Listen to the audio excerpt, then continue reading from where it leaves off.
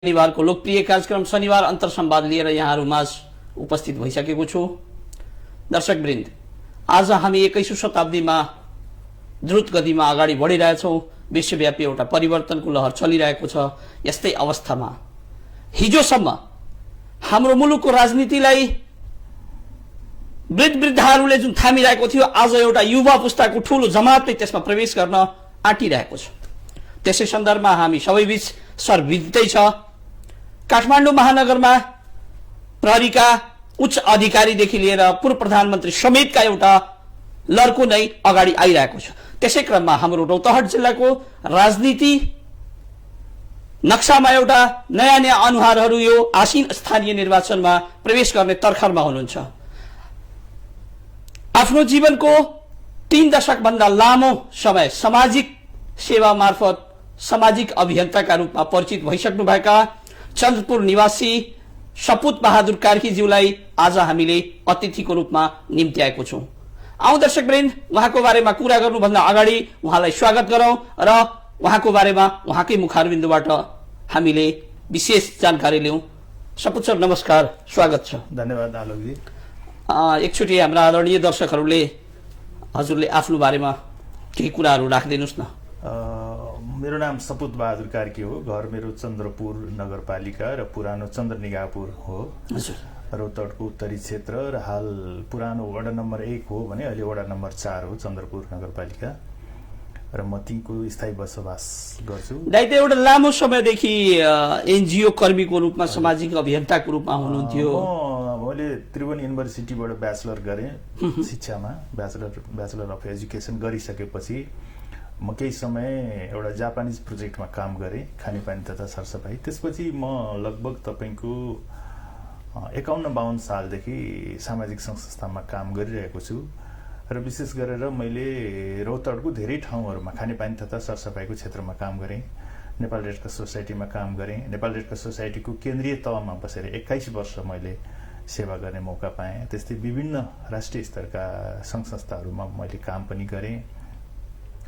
Nepal good फाउन्डेसनको जो एउटा American संस्था हो, जसको चाहिँ विश्वको धेरै देशहरूमा त्यसको च्यानल छ, र नेपाल ब्रान्चको म चेयरम्यान पनि भएँ। र त्यस लगायत म धेरै सामाजिक संस्थाहरूमा काम गरेँ र करिब विश्वको 12वटा मुलुकमा चाहिँ नेपालका विभिन्न सामाजिक सङ्घ संस्थाहरूको प्रतिनिधित्व गर्दै अन्तर्राष्ट्रिय स्तरका सेमिनारहरूमा भाग लिने मौका पनि पाएँ। र त्यसले मलाई एउटा डेभलपमेन्टको क्षेत्रमा कसरी अगाडि बढ्नुपर्छ भन्ने कुराको एउटा ज्ञान पनि दियो। र जहाँसम्म लाग्छ त्यसबाहेक मेरो अर्को पाटो नेपाली काङ्ग्रेससँग म आबद्ध छु र नेपाल विद्यार्थी सङ्घको 2037 सालमा राजपुर फरदुवामा जो आदरणीय शेख इद्रिसजीको गाउँ हो, त्यहाँ चाहिँ 2037 सालमा एउटा ठुलो भेला भएको थियो पञ्चायतकालको अवस्थामा। त्यहाँ चाहिँ किशुनजी र गणेशमानजीहरूको उपस्थिति थियो र किशुनजी र गणेशमानजीको उपस्थितिमा मैले 2037 सालमा नेपाल विद्यार्थी सङ्घको सदस्यता लिएको हो। र त्यसपछि म निरन्तर नेपाली काङ्ग्रेसप्रति आबद्ध छु र नेपाली काङ्ग्रेसको विभिन्न तहहरूमा बसेर मैले काम पनि गरेँ। र पछिल्लो समय म नेपाली काङ्ग्रेस तरुण विभागको केन्द्रीय सदस्यको हैसियतमा पनि काम गरेँ। र रौतहटमा जब पार्टी फुट्यो, 2टा भयो, त्यसपछि म नेपाली काङ्ग्रेस तरुण विभाग तरुण तलको जिल्ला अध्यक्ष पनि भएँ। र मैले विशेष गरेर पार्टीमा पनि तपाईँको चाहिँ यो तालिमहरू गर्ने जुन छ नि प्रशिक्षण विभागको रूपमा धेरै कामहरू मैले गरेँ। र आजका दिनसम्म पनि म नेपाली काङ्ग्रेसप्रति आबद्ध छु, नेपाली काङ्ग्रेसप्रति आस्था राख्छु र बिपीको जुन सिद्धान्त आदर्श छ त्यसप्रति मलाई पुरा भरोसा र विश्वास पनि छ। त्यसैले नै म नेपाली काङ्ग्रेसप्रति आबद्ध छु। यो त साह्रै राम्रो कुरा यहाँले बताइदिनु हो कि नेपाली काङ्ग्रेससँग निकट हुनु, नेपाली काङ्ग्रेस जस्तो मर्यादित पार्टीलाई माया गर्नुको रहस्य दाइको मुखारबिन्दुबाट, कार्कीश्वरको मुखारबिन्दुबाट हाम्रा आदरणीय दर्शकहरूले सुन्ने जुन एउटा सुनौलो मौका पाउनुभयो, त्यसको लागि धन्यवाद ज्ञापन गर्दै आखिरमा तपाईँ त आफ्नो पहिचान एउटा एनजिओ कर्मी, सामाजिक अभियन्ताको रूपमा स्थापित गर्नुभएको थियो। यो 81 राजनीतितिर कसरी कोल्टो फेर्नुभयो? अलिकति यो कुरा पनि उदेक लाग्दो रहेछ। होइन, यसमा उदेक मान्नुपर्ने कुरा केही छैन। म सामाजिक अभियन्ता नै हो। मैले भने नि, म सामाजिक क्षेत्रमा 30 वर्षदेखि छु र विशेष गरेर खानेपानी र सरसफाईको क्षेत्रमा रौतहटको धेरै ठाउँमा कामहरू गरेको छु। त्यस्तै सुनसरीमा काम गरेँ, अरू जिल्लाहरूमा पनि काम गरेँ। र मलाई के लाग्छ, समाजसेवा भने पनि एक किसिमको राजनीति हो। किनभने मान्छेले समाज सेवाबाट जब परिवर्तनको कुराहरू गर्न चाहन्छ, परिवर्तन भनेको राजनीति हो हैन। हिजो हामीले पञ्चायत व्यवस्था ठिक छैन भनेर बौद्धल ल्यायौँ, परिवर्तन गर्यौँ नि त। त्यस्तै सामाजिक सेवाबाट, समाजको माध्यमबाट मान्छेमा, विचारमा, भावनामा जुन परिवर्तन ल्याउन सकिन्छ त्यो मलाई एक किसिमको राजनीति हो जस्तो लाग्छ। र मूलत कुरा त्यो पनि हो कि जसले मान्छेले समाजभित्र बसेर समाजमा भएका नराम्रा विकृतिहरूलाई एउटा सामाजिक सङ्घ संस्थाको माध्यमबाट उजागर जब गर्छ त्यो पनि एक किसिमको राजनीति हो। हाम्रो यहाँ विचारमा चाहिँ एउटा चाहिँ पार्टीको सदस्य भएर ठुल्ठुलो जुलुसमा गएर नारामा लगाएर अथवा विपक्षीको विरोध गर्नु मात्रै राजनीति हो मलाई जस्तो लाग्दैन हैन। कतिपय अवस्थामा विपक्षीले गरेका गलत कुराहरूको उजागर गर्नु, भाषण गर्नु, भन्नु पनि आपसमा आउँछ त्यो कुराहरू। तर मेरो अन्तर्हृदयले के भन्छ, समाजलाई जब तपाईँ परिवर्तन गराउन चाहनुहुन्छ भने सामाजिक कार्यबाट नै समाजको अनुहार फेरिन्छ, त्यो नै एक किसिमको राजनीति हो। एकदम सही भन्नुभयो कार्की सर। तर एउटा हाम्रो गाउँ घरमा रहेका एउटा ठुलै समूह जो जनता विकासका दौडमा सहभागी हुन सकिरहेको छैन, उनीहरूको एउटा मान्यता रहेछ कि राजनीति भनेको एउटा फोरी खेल हो र तपाईँ जस्ता एउटा बौद्धिक सामाजिक अभियन्ता पनि यसलाई सहजै र सकारात्मक रूपले स्वीकार गर्नु यो कता हो कता आफैमा नमिल हुने किसिमका भएन र? वास्तवमा अब भनाइ चाहिँ सामाजिक के अरे राजनीतिक एउटा फोहोरी खेल हो भन्ने भनाइ पनि छ। तर म त वास्तव तपाईँ संसारमा जहाँ पनि हेर्नुहोस् न, आखिर जे पनि चेन्जको कुरा भने त पोलिटिक्सबाटै भएको छ नि। हामीले अहिले नेपाललाई पोलिटिक्सलाई अलग राखेर हेऱ्यो भने डेभलपमेन्ट हुन सक्छ र सक्दैन? कदापि सक्दैन। किनभने नीतिगत कुराहरू बनाउने भनेको त पोलिटिक्सबाट आएको मान्छेहरूले नै हो नि हैन। अवश्य नै देशको विकासका कुराहरू, समाजको विकासका कुरा, हरेक चिराको जुन डेभलपको कुराहरू छ त्यो आउने भने त पोलिटिक्सबाट आएका मान्छेहरूले नै नीतिगत कुराहरू गर्ने हो। त्यसकारणले गर्दा अब हामीले त्यो समाजमा भएको सानातिना फोहोरी खेललाई हेरेर राजनीतिलाई सिँगै दाज्यौँ भने चाहिँ त्यस्तो कुराहरू हुन सक्छ होला। तर राजनीतिमा अलग राखेर संसारको कुन देश चलेको छैन नि। संसारमा जहाँ पनि राजनीति हो, राजनीतिका आफ्ना तौर तरिकाहरू होलान्। कम्युनिस्ट पार्टीका आफ्ना तौर तरिकाहरू होलान्, समाजवादी पार्टीका आफ्ना तौर तरिकाहरू, तौर तरिकामा फरक छ। जसरी म कम्युनिस्ट पार्टीप्रति विश्वास राख्दिनँ, जसरी समाजवादीप्रति म विश्वास राख्छु। जो कम्युनिस्ट पार्टीप्रति विश्वास राख्नुहुन्छ उहाँहरूले चाहिँ डेमोक्रेसीप्रति विश्वास राख्नुहुन्न, तौर तरिका फरक छ। तर राजनीतिलाई अगाडि नराखिकन राजनीति बिनाको चाहिँ संसार चल्छ मलाई जस्तो लाग्दैन। र संसारको कुनै पनि ठाउँमा बिना पोलिटिक्सको चाहिँ नीतिगत रूपमा संसार चलेको अथवा देश चलेको छ जस्तो मलाई चाहिँ ज्ञान छैन त्यो कुरा। एकदम सही भन्नुभयो दाइले। अब यहाँले त ठुलो समय रौतहटमा समाज सेवा गर्नुभयो होइन, यहाँ एउटा विद्वत बुद्धिजीवी वर्गबाट पनि हुनुहुन्छ। यहाँको बुझाइमा समग्र रौतहटलाई विकासको एउटा माथिल्लो स्तरसम्म पुर्याउन चाहिँ रौतहटमा के कुराहरूको आवश्यकता र कमी रहेको छ? पहिलो कुरा त रौतहटमा मैले करिब तपाईँलाई अहिले त अब नगरपालिका भयो, गाविसको हिसाबले हेर्ने हो भने 35-40 वटा गाविसहरूमा काम गरेँ। र विशेष गरेर हामीले 35-40 वटा गाविसमा काम गर्दा खानेपानी, सरसफाइ पहिलो कुरा। दोस्रो कुरा चाहिँ महिला हकितको कुरा, चाइल्ड राइट्सका कुराहरू हैन, त्यस्ता कुरा। सबभन्दा ठुलो कुरा भने त शिक्षाको कुरा हो। शिक्षाको अहिले पनि धेरै गाउँघर समाजमा कमी नै छ। त्यो चाहिँ बिचैमा चाहिँ त्यो ड्रप गर्ने कुराहरू, बिचमा स्कुल ड्रप आउटको कुराहरू त्यस्तो छ। हुन त अहिले पहिलाको भन्दाखेरि त अहिले त धेरै त्यो रेसियो चाहिँ इम्प्रुभ भएर आएको हैन। नत्र चाहिँ यो बच्चाहरूमा चाहिँ ड्रप आउटको कुराहरू, सानै उमेरमा चाहिँ बच्चाहरूलाई चाहिँ 15-16 वर्षको बच्चाहरू पनि 17-18 वर्ष बनाएर विदेश जाने चलन पनि हामी कहाँ धेरै छ हैन। त्यसले पनि एउटा चाहिँ शिक्षालाई उ गरेको छ। सबभन्दा मूल कुरा त शिक्षाकै कुरा हो। र अलिकति हामीमा अलिकति जाति भन्नको अर्थ के भने हामीमा जुन किसिमको विभेदहरू अहिले पनि हामीमा केही कुराहरूको विभेदहरू छ, त्यो विभेदहरू हटाउनु पर्ने अवस्था छ। यदि यो कुरालाई, शिक्षालाई र यो विभेदहरूलाई हटाउन सक्यो भने मलाई लाग्छ विकासले बाटो फेर्छ। र अहिले मलाई लाग्छ 20औं वर्ष अगाडिको कुराहरू अहिले हेर्दाखेरि डेभलपमेन्टको कुराहरू धेरै अगाडि बढ्या छ। र मलाई लाग्छ यो डेमोक्रेसी पछि चाहिँ अहिले जुन महिलाहरूको जुन सहभागिता छ त्यसले, हिजोसम्म हामी गाउँमा जाँदाखेरि महिलाहरू हामीसँग बोल्न डराउने, ढोका थुनेर बस्ने, आफ्नो नाम पनि भन्न नसक्ने मान्छे अहिले हाम्रो अगाडि आएर एउटा डेभलपमेन्टका कुराहरू, डिबेटहरू जुन गर्नुहुन्छ, वास्तवमा यो त ठुलो एउटा फड्को हो नि त। अवश्य नै यो एउटा ठुलो उपलब्धि नै यसलाई भन्नुपर्छ। यसमा चाहिँ मलाई लाग्छ सामाजिक सङ्घ संस्थाहरूको पनि एउटा विशेष योगदान छ। अब ठुलो त सायद नभनौँ, तर विशेष योगदान छ। ठिकै छ कार्की सर, समय रह्यो भने फेरि हामी त्यतिर फर्कौँला। अलिकति म प्याटर्न चेन्ज गर्न चाहन्छु। आसीन स्थानीय निर्वाचनमा कता हो कता नेपाली काङ्ग्रेसबाट यहाँ उम्मेदवारी दिने कुरा विभिन्न छापाहरूमा समाचारहरूमा आएको हो। के हो यसको तथ्यगत कुरा त? हजुर, मैले अघि पनि भने नेपाली काङ्ग्रेसप्रति मेरो आस्था छ, आज पनि छ र भोलि पनि रहन्छ। म नेपाली काङ्ग्रेसप्रति कुनै पदमा रहौँ नरहौँ, नेपाली काङ्ग्रेसले कुनै किसिमको मलाई जिम्मेवारी दियोस् नदियोस्, तर पनि मेरो नेपाली काङ्ग्रेसप्रति आस्था रहन्छ। म चाहिँ हिजो पञ्चायत कालमा जानेर नजानेर एउटा चाहिँ बिपीको आदर्शलाई मानेर एउटा नेपाली काङ्ग्रेसप्रति आस्था भएँ होइन। त्यसपछि त्यसको कारणले गर्दा लामो समयदेखि म काङ्ग्रेसमा भएको कारणले गर्दाखेरि मलाई लाग्छ मैले आजको दिनमा यो मेरो एउटा राइट्स पनि हो, अधिकार पनि हो जस्तो लाग्छ। र त्यसकारण मैले चन्द्रपुर नगरपालिकाको तर्फबाट मेरो पनि इच्छा मैले जाहेर गरेको छु। कुन पदको लागि? मैले मेयर पदको लागि, मैले प्रमुख पदको लागि, नगरपालिका प्रमुखको लागि, मेयरको लागि मैले इच्छा जाहेर गरेको छु र विभिन्न छापाहरूमा मेरो कुराहरू आएको पनि छ। र म यसलाई अहिलेको उसमा र म यसको लागि योग्य व्यक्ति हुँ भन्ने कुरा जस्तो पनि मलाई लाग्छ। हुन त आफैले आफैलाई योग्य व्यक्ति हुँ भन्दा अलिक कता नमिल्ला जस्तो लाग्छ। तर मलाई लाग्छ मसँग केही विकासका मोडलहरू कुराहरू मसँग छ जुन अहिले तपाईँसँगको छोटो कुरामा भन्न सकिँदैन। तर पनि डेभलपमेन्टलाई यो सोसाइटीलाई डेभलपमेन्टमा कसरी ढाल्न सकिन्छ, कुन कुन कुराहरू डेभलपमेन्टको फिगरहरू ल्यायो भने सोसाइटी अगाडि बढ्न सक्छ भन्ने कुराहरू मसँग ज्ञान छ। र यदि मैले नेपाली काङ्ग्रेसबाट टिकट पाएँ र म मेयर भएँ भने मलाई लाग्छ निश्चित रूपमा चन्द्रयापुरलाई केही हदसम्ममा, अब पुरै दावा गरेर ड्रास्टिक चेन्ज गर्छु त म भन्न सक्दिनँ, केही हदसम्ममा अगाडि बढाउन सक्छु जस्तो मलाई लाग्छ। मभन्दा राम्ररी ज्ञान राजनीतिको बारेमा कार्की सरलाई नै छ। यहाँले विगत एउटा लामो समय 30 वर्षदेखि नेपाली काङ्ग्रेससँग आबद्ध लिनुभएको छ, प्रक्रिया पनि मभन्दा अलि बढी नै बुझ्नुहुन्छ जस्तो मलाई लाग्छ। यस्तो परिस्थितिमा नेपाली काङ्ग्रेसले मेयरको लागि तपाईँलाई नै पत्याउनुको त केही न केही कारण होला।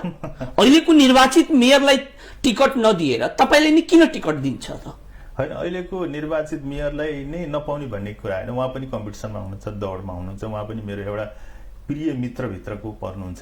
र जुन बेलामा नेपाली काङ्ग्रेसको मैले 37 सालमा सदस्यता लिएँ, नेपाल विद्यार्थी सङ्घको उहाँ र म सँगै सदस्यता लिएको राजपुतमा, म उहाँप्रति उहाँलाई सम्मान नै गर्छु।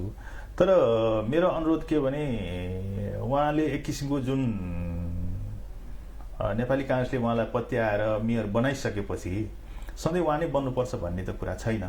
तर उहाँ यसको अर्थ उहाँ चाहिँ अयोग्य भन्नु खोजे पनि होइन।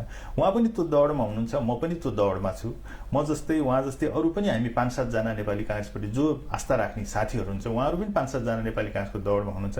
हामी 5-7 जनामध्ये जसले पाए पनि म उहाँहरूलाई प्रति एउटा खुला हृदयले सहयोग गर्न चाहन्छु र गर्छु पनि। तर पनि त्यो दौडभित्र म पनि आफूलाई एउटा चाहिँ योग्य ठान्छु र म के भन्छु भने त्यो दौडभित्र नेपाली काङ्ग्रेसको जो 5-7 जना 8 जना जति साथीहरू हुनुहुन्छ सबैको राइट्सको कुरा हो। त्यो दौडभित्रको एउटा चाहिँ खेलाडी म पनि हुँ र मैले पनि पाउनुपर्छ र मैले नेपाली काङ्ग्रेसको तर्फबाट मलाई पत्याउनु पर्छ र मैले मेयर भएँ भने म केही मोडालिटीका कामहरू गर्छु भन्ने मलाई त आत्मविश्वास नै छ। अनि स्थानीय वडाहरूबाट यहाँको माइन्डुड गएछ, यहाँलाई कति % विश्वास छ यो 6 जनाको दौडमा यहाँले नै टिकट पाउनुहुन्छ भन्ने सम्भावना कतिको बलियो छ? होइन, राजनीति भनेको त एउटा आशा र सम्भावनाको खेल पनि हो। अवश्य नै म आशावादी छु। म सबैलाई अनुरोध पनि गर्छु, मेरो नामहरू पनि वडाहरूबाट आउनुपर्छ भनेर म एकदम विनम्रताका साथ अनुरोध गर्छु। त्यो त पठाउने नपठाउने उहाँहरूको कुरा हो, तर मलाई आशा छ उहाँहरूले पठाउनुहुन्छ होइन। त्यस कारणले गर्दाखेरि अब यो पार्टीले जुन किसिमको सर्कुलरहरू गरेका छ त्यो सर्कुलर भित्रै बसेर म पनि त्यसको दौडको एउटा मान्छे हुँ भन्ने कुरा जुन मैले अघि तपाईँलाई निवेदन गरेँ, मलाई लाग्छ साथीहरूले म प्रति न्याय गर्नुहुन्छ जस्तो मलाई लाग्छ। ठिक छ, मानिलियो नेपाली काङ्ग्रेसले तपाईँले एउटा मेयरको टिकट दियो, तपाईँ निर्वाचन पनि लड्नुभयो, विजयश्री पनि प्राप्त गर्नुभयो। अब त्यस्तो अवस्थामा चन्द्रपुर नगरपालिकाको मतलब अनुहार फेर्न यहाँसँग के योजना रहेको छ? मसँग मैले भनिहालेँ त्यो तपाईँसँगको अहिले छोटो कुराहरूमा हुन सक्दैन। तैपनि त्यसमा केही मुख्य हाइलाइटेड कुराहरू त हाम्रा दर्शकहरूले बताइदिनु। जस्तो म अहिले चन्द्रयापुर जस्तो एउटा ठुलो चाहिँ लगभग मलाई लाग्छ 70-80 हजार कति, मैले ठ्याक्क त म भन्न सक्दिनँ, 70-80 हजार मान्छेहरू भएको त्यो पुरानो चाहिँ 5 वटा गाविसलाई चाहिँ एक ठाउँमा बसेर बनाएको ठाउँमा होइन, त्यो ठाउँमा अहिलेसम्म एउटा कभर्ड हल छैन। हेर्नुहोस्, खेलको लागि एउटा कभर्ड हल छैन होइन। अब तपाईँको त्यो कुराहरू म गर्न चाहन्छु। अर्को त्यस्तै तपाईँको चन्द्रयापुरलाई जस्तो गैँडाटारसम्म जोड्ने कुराहरूको कुराहरू छ। हुन त त्यहाँ अहिले पुल बन्दैछ, लामो समयदेखि त्यसलाई चाहिँ अगाडि बढाउन सकिरहेको छैन। त्यहाँका धेरै मान्छेहरू चाहिँ एउटा अप्ठ्यारोमा परिरहेका छन्।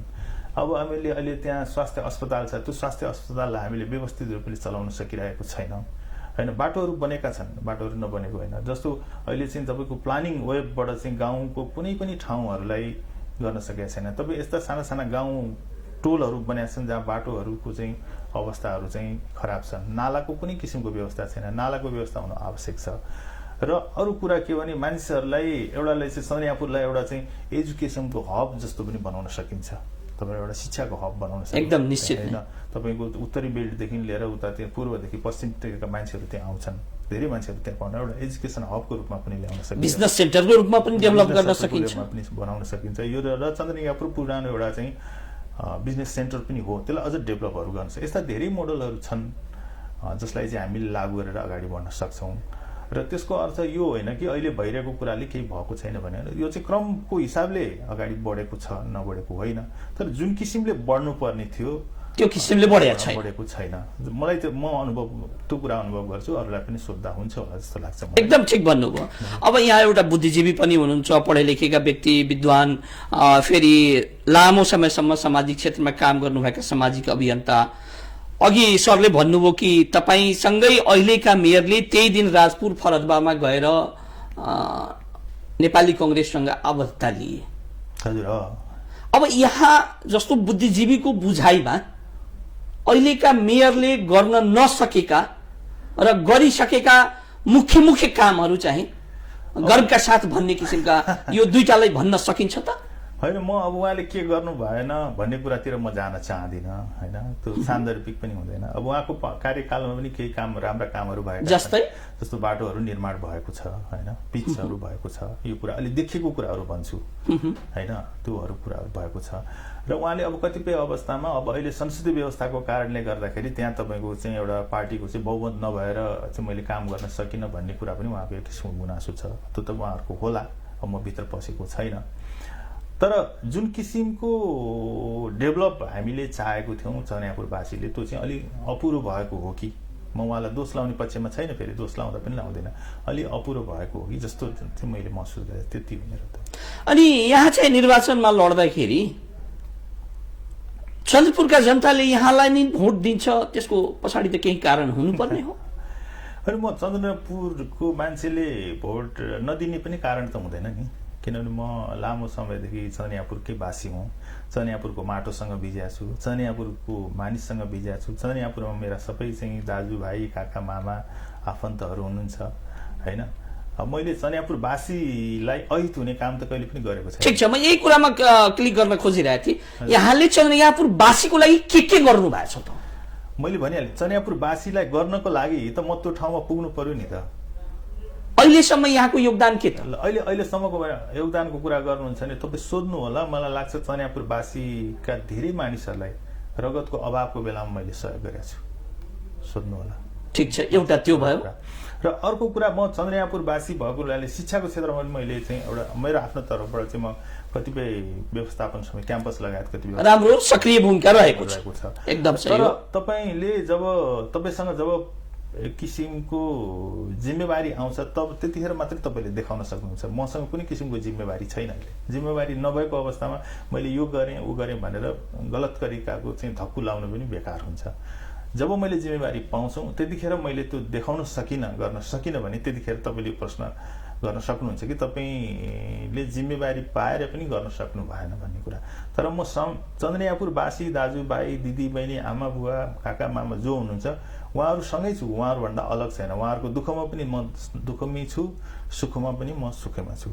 उहाँहरूसँगको जुन प्रेम, आस्था र माया छ त्यो प्रति म सँगै छु र उहाँहरूको पनि मलाई आमाप्रतिको माया, प्रेम र विश्वास छ, त्यो चाहिँ सधैँ छँदैछ। त्यस कारणले गर्दा मलाई लाग्छ म चनियापुरवासीभन्दा अलग होइन, चनियापुरवासी भित्रै छु। त्यहाँ मलाई माया गर्ने मान्छेहरूको जमात चाहिँ ठुलो छ जस्तो मलाई लाग्छ। ठिक छ, अब एउटा योभन्दा पृथक जिज्ञासा, अन्य जिल्ला, अन्य पालिकामा चन्द्रपुर नपा चन्द्रपुर बजारको बारेमा जुन एउटा नकारात्मक एउटा इमेज क्रिएसन बेला बखतमा भइरहन्छ, यो कुरालाई अझ स्पष्ट पारौँ। यो होटल व्यवसायतिर जुन बेला बखतमा नकारात्मक किसिमका चर्चाहरू हुन्छ, यदि यहाँले मेयर हुनुभयो भने त्यो कुरालाई कसरी छेकबार लगाउनुहुन्छ? तपाईँको अहिले चनियापुरमा अब त्यस्ता नकारात्मक कुराहरू मैले पनि सुनेको छु, तर त्यसको कुनै अथेन्टिक कुराहरू छैन। अथेन्टिक कुराहरू नभइकन मैले चाहिँ यस्तो भयो भनेर भन्न सक्छु। बेला बखतमा प्रहरीले छापा मार्ने गरे त्यस्तो कुराहरू आएको छु, सुनेको छु मैले, छापाहरूमा पनि आएको छु। तर त्यसका पनि मलाई लाग्छ केही कुराहरू चाहिँ गर्न सक्ने अवस्थाहरू हुन्छ हैन। जस्तै अब त्यसलाई त त्यो त एउटा किन प्रशासनसँग मिलेर गर्नुपर्ने कुराहरू हुन्छ। प्रशासनसँग बसेर यसको बारेमा डिबेट गरेर छलफल गरेर यसलाई कसरी चाहिँ अगाडि बढाउन सकिन्छ भन्ने कुराहरू गर्न सकिन्छ। र अर्को कुरा के भने अलिकति सहरीकरण भएपछि यस्तो कुराहरू आउँदो रहेछ जस्तो मलाई लाग्छ है।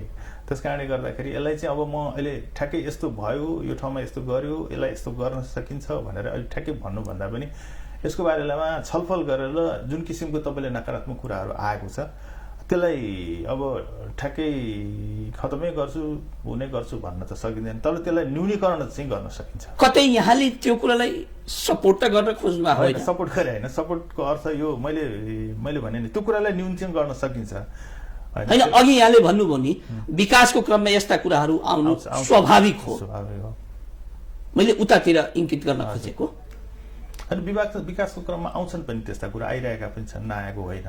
सहरीकरण भएको ठाउँहरूमा त्यो कुराहरू जब समाज ठुलो हुँदै जान्छ, जब विस्तृत हुँदै जान्छ, त्यस्ता कुराहरू सानातिना कुराहरू आउँछन् पनि। एक लाइनमा भन्नुपर्दाखेरि चौधपुर बजारमा रहेका बढी संख्यामा हाम्रो जिल्लाको तुलनामा हजुर होटल व्यवसायलाई कसरी यहाँले व्यवस्थित पार्नुहुन्छ? चनियापुर तपाईँले भने जस्तो चनियापुर चाहिँ एउटा होटल व्यवसायको हब पनि हो। हेर्नुहोस्, तपाईँलाई आजभन्दा 30औं वर्ष अगाडिदेखि त्यो हाइवेमा गाडीहरू चल्दाखेरि खाना खाने ठाउँको रूपमा चन्दनियापुर स्थापित भएको ठाउँ हो। साथसाथै विश्राम गर्नको लागि पनि अहिले चाहिँ अब त्योभन्दा अलिक धेरै होटलहरू बढे होइन, सुविधायुक्त होटलहरू बढे। मान्छेहरू हाइवेमा हिँड्दाखेरि त्यहाँ हिँड्नु बस्ने गर्ने पनि ठुला ठुला राष्ट्रिय स्तरका कार्यक्रमहरू पनि त्यहाँ हुन सक्छन्, भइरहेका पनि। तर त्यसलाई नै सबै कुरा नकारात्मक हिसाबले हेरेर नकारात्मक रूपमा मिसाउनु पर्छ होइन। त्यसले चाहिँ व्यवस्थित कसरी गर्ने त? त्यो त मैले भने त्यो व्यवस्थित गर्नलाई हामीले होटल व्यवसायीसँग पनि सम्पर्क गर्नु पर्यो, उहाँहरूलाई पनि बोलाउनु पर्यो, डायलग गर्नु पर्यो, छलफल गर्नु पर्यो, प्रशासनका मान्छेहरूलाई पनि ल्याउनु पर्यो, छलफल गर्नु पर्यो, डायलग गर्नु पर्यो, स्थानीय निकायका मान्छेहरू पनि बस्नु पर्यो। यहाँ त 3 पार्टी 4 पार्टी मान्छेहरू बसेर मात्र छलफल गरेर चाहिँ गर्न सकिन्छ। अहिले ठ्याक्कै एउटै शब्दमा म यो गरिदिन्छु, यसो गर्यो भने यस्तो हुन्छ भन्ने कुरा चाहिँ ठिक छ। यो कुरालाई यही थाहा राखौँ, हाम्रो समय पनि लगभग सकिन आँटेको छ।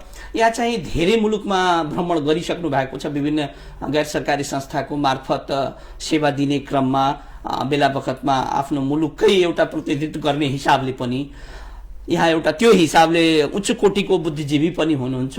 यहाँको बुझाइमा वैदेशिक आँखाबाट हेर्दाखेरि हाम्रो मुलुकको राजनीति कतातिर गइरहेछ? अब तपाईँलाई म एउटा सानो उदाहरण दिन्छु।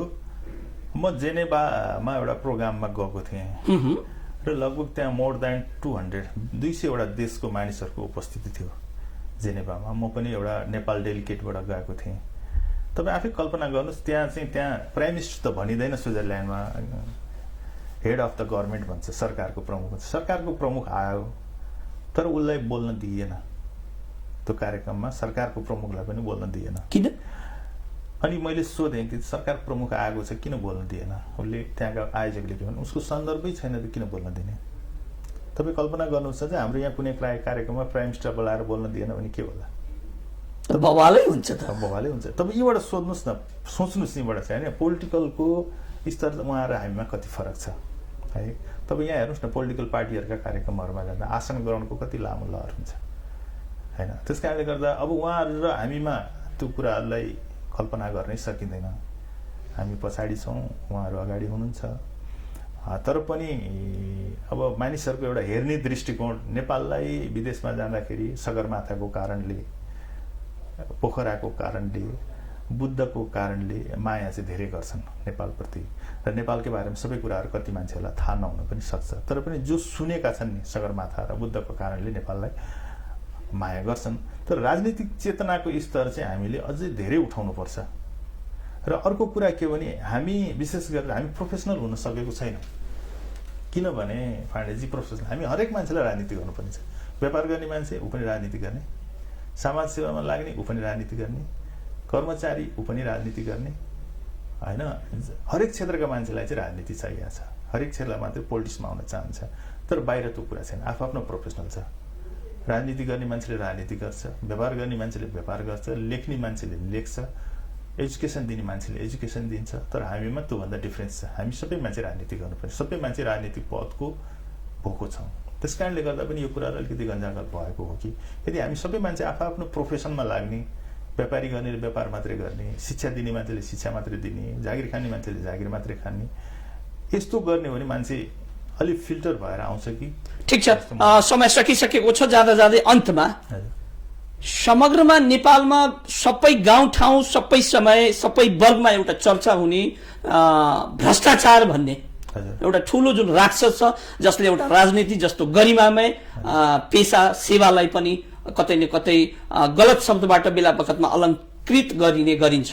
यो कुरालाई एउटा व्यवस्थित गर्न, न्यूनीकरण गर्न यसलाई कसरी जाँदाखेरि राम्रो हुन्छ यहाँको बुझाइमा?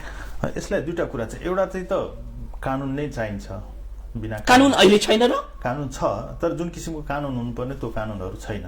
कडा कानुन छैन कि कार्यान्वयन भएको छैन? कानुन छ, तर जुन किसिमको कडा कानुन हुनुपर्ने त्यो कानुन पनि छैन र कार्यान्वयन छ। अर्को कुरा पब्लिक पनि अवेर हुनुपर्छ। हेर्नुहोस्, यसलाई कानुनलाई अथवा प्रशासनलाई मात्रै दोष दिएर होइन, पब्लिक पनि अवेर हुनुहुन्छ। हामी पनि सचेत हुनुपर्ने अवस्था छ। यदि हामी पूर्ण रूपमा पब्लिक सचेत भयो भने मलाई लाग्छ त्यो कुराहरू चाहिँ न्यूनीकरण भएर जान्छ। बरु म 2 दिन पर्खिन्छु तर म चाहिँ घुस नखाइकन काम गर्छु भन्ने कुरा मैले पनि अठोट लिनुपर्छ।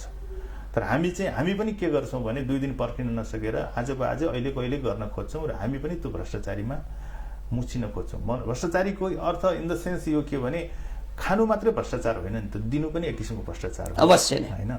म चाहिँ त्यो गलत तरिकाबाट काम गराउन खोज्छु भने त्यो पनि भ्रष्टाचार हो। यदि त्यो कुरालाई हामी सबैले कानुन पनि बलियो हुनुपर्ने, कानुन तपाईँले भने जस्तो कार्यान्वयन पनि हुनुपर्ने, र अर्को चाहिँ तपाईँको चाहिँ के भने आफू पनि पब्लिक पनि अवेर भयो भने मात्रै हुन्छ। कतिपय तपाईँ युरोपतिर जाँदाखेरि तपाईँले भ्रष्टाचारको कुरा गर्नुभयो भने उहाँलाई अचम्म लाग्छ, त्यो सुनेकै छैन उहाँले करप्सन के हो होइन। तर हामी कहाँ बिना करप्सनको केही हुँदैन। त्यस कारणले गर्दाखेरि मलाई लाग्छ यो पहिलो दायित्व त राज्य के हो, दोस्रो दायित्व चाहिँ हामी आम पब्लिकको पनि हो जस्तो मलाई लाग्छ। अवश्य नै। दर्शकवृन्द, आज हाम्रा अतिथिज्यूले साह्रै मार्मिक र घतलाग्दा कुराहरू हामीले सुनाउनु भएको छ। कार्की सर, यहाँलाई फेरि एकचोटि रेड टेलिभिजन परिवारको तर्फबाट धेरै धेरै साधुवाद। अन्तमा जाँदा जाँदै यहाँले यो शनिबार अन्तर संवादमा केही बाँकी रहेका कुरा र यहाँको मनमा लागेका थप हाम्रा आदरणीय दर्शकहरूको लागि केही सन्देशहरू छ भने म राख्दिन निवेदन गर्न चाहन्छु। सर्वप्रथम त म माधवजीलाई धेरै धेरै धन्यवाद दिन चाहन्छु। मलाई आज यहाँ आएर रेड टेलिभिजनको माध्यमबाट आफ्ना विचारहरू राख्ने अवसर दिनुभयो होइन, र आफ्ना भनाइहरू विचारहरू राख्ने जुन मौका पाएँ त्यसको लागि म पुनः धन्यवाद दिन चाहन्छु। स्थानीय निकायको चुनाव आउँदैछ र विभिन्न दलहरूका पार्टीहरूका मान्छेहरू यसमा लागेका छन् होइन, र सबैको आफ्नो किसिमको एजेन्डाहरू हुन्छ। र म नेपाली काङ्ग्रेसको एउटा सक्रिय सदस्य र नेपाली काङ्ग्रेसप्रति आस्थावान मान्छे भएको कारणले गर्दा मलाई लाग्छ राष्ट्रिय स्तरमै नेपाली काङ्ग्रेसको जुन किसिमको लहरहरू चलेको छ, काङ्ग्रेसप्रति जुन मान्छेको आस्थाहरू बढेको छ, पार्टीले जुन एउटा नयाँ एडिसन दिन खोजेको छ, र हालसालै अहिले भर्खर नेपाली काङ्ग्रेसले एउटा जुन किसिमको नारासहित घर घर जाउँ काङ्ग्रेस जिताउँ भन्ने जुन किसिमको नारा मलाई साह्रै राम्रो लाग्यो। त्यस कारणले गर्दा मलाई लाग्छ नेपाली काङ्ग्रेसप्रति मान्छेको जुन किसिमको आस्था हिजोको दिनमा भन्दा झन् आज बढेको छ। त्यसले गर्दाखेरि मलाई लाग्छ एउटा काङ्ग्रेसको राम्रै लहर हुन्छ होला मलाई जस्तो लाग्छ, र मलाई आशा छ हामीले सफलता पाउने पनि छौँ।